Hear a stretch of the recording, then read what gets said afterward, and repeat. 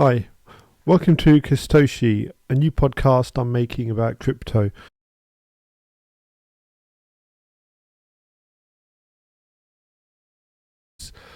I've been in IT for about 40 years and I've been in crypto about 10 years, with Bitcoin for about 10 years. And I'm always building stuff. I've always got my own personal projects and I'm always doing different things in IT. Like these are software projects, so I I've noticed over the last couple of years that there's certain things I'm doing in some of the projects I'm doing that would be a good fit for crypto, or at least I suspect so.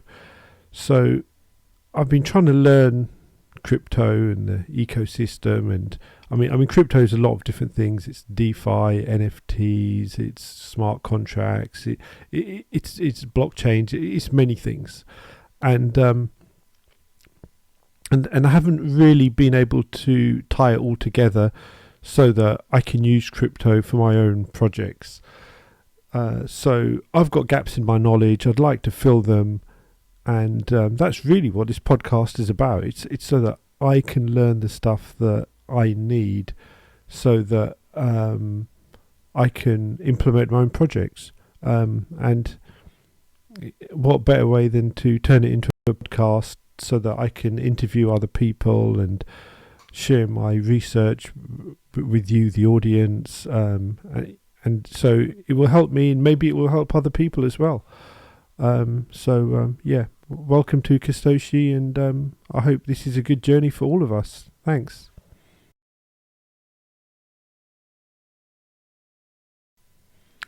So today I'd like to talk about blockchains. So why do I want to talk about blockchains? Well, whatever I do in crypto, I have to choose a blockchain. Now, it might. Let me take a step back. I think before I knew that much about smart contracts and DeFi and all that sort of stuff. If you'd said to me, "Oh, you have to do something in crypto, you have to integrate it into your software," I would have just thought, "Oh, okay, I'll just learn how to code a smart contract on a blockchain." But then once I looked further into it, I found out that it wasn't as simple as that, because there's so many blockchains and so many different programming languages on those blockchains. So I started to dive into the rabbit hole of blockchains and realized that I knew absolutely nothing about blockchains. I mean, blockchain has become this like term. Oh, I know blockchain, when which really means, when someone says that, it means I don't know anything about it. I just know the word. Anyway, I started to. Well, of course, it all started with Bitcoin, of course, and Bitcoin has a blockchain, but it doesn't really have smart contracts on it, or at least it didn't at the beginning. Now you have things like Sovereign and other smart contract platforms on Bitcoin, but really it was with Ethereum that you started to get smart contracts. So that was the first time you could start to program a blockchain, or use it for computation.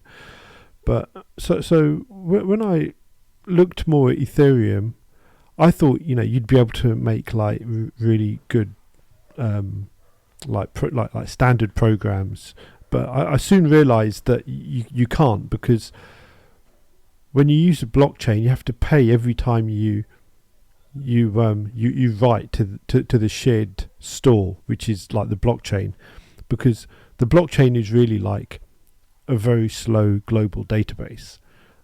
With Bitcoin itself, it's like 7 transactions a second. With Ethereum, it's I'm not even sure, 100 transactions a second. I'm not even sure right now. All these things are getting upgraded, of course, but because Ethereum, once it goes to Ethereum 2, it's supposed to be 100,000 transactions a second. And this is why, by the way, you've got so many competitors like Solana, you've got Cardano, Polkadot, Phantom Network. Oh, there's so many of them. It's incredible. And this is the issue. If you write something, which blockchain do you target? Because you can't just write one thing and it will work everywhere. So you really have to think about what you're trying to do if you want to write something in the crypto space. And the tools aren't advanced either. You know, that you have to, you need a lot of technical knowledge to even make a basic application.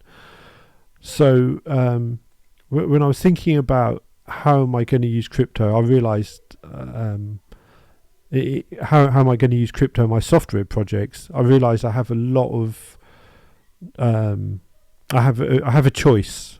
I have to choose a platform first. And the reason I say this is because to choose a platform, I can't just say, oh, I'll just use Ethereum, and if a better one comes along, I'll switch. No. You can't just do that. You can, but then there's going to be a lot of switching cost when you switch platforms. So I'd rather just pick a platform that I think's going to work for at least the next 5 years and stick with it. And you may not believe this, but we've been here before, because basically platforms are like operating systems on a global scale.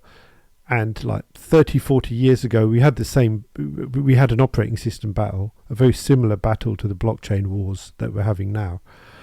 And at that time, if you like, now most people just know Windows or Mac, or some people know Linux, but in the old days we had DOS, CPM, several versions of DOS. In fact, we had Amiga operating system, we had Gem, we had Windows, of course, we had Mac, we had SCO Unix, we had different AIX, we had different flavors of Unix, and if you actually looked at, we had SGI. If you looked at all of the different versions of operating systems 30-40 years ago, there was probably hundreds of them, and really only one or two survived from those days. That was actually pretty much Windows and modern day Mac, which is actually like many decades old. People don't realize.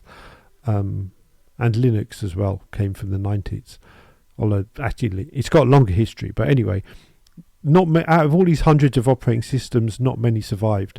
So I think that what happened with operating systems, which turned into Windows, Mac and Linux, will happen with blockchains. And I think that in 10 years we'll probably end up with just a handful of blockchains, of mainstream blockchains, and then maybe a few specialized ones for certain niches. And you have the same today, like for like you have special real-time operating systems for certain niches today as well.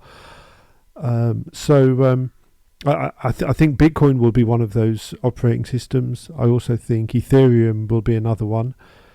For the rest, I'm not sure. Maybe Solana, maybe Cardano, maybe Polkadot, maybe one of the others. And this is what I need to find out about, because if I pick the wrong one, like say I start my project and I base it on Polkadot, and in 2 years' time, if Ethereum gets all of the traction, then basically I have to, it's a good chance it will make whatever project I do fail. But another thing is, it will mean I have to rewrite a lot of the project, and that could be and that will take multiple years itself. And by then it might be too late to to be useful for anyone.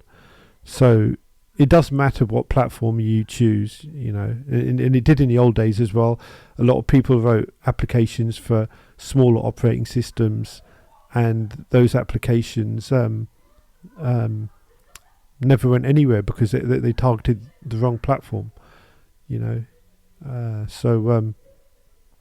blockchains is what I'm looking at the moment.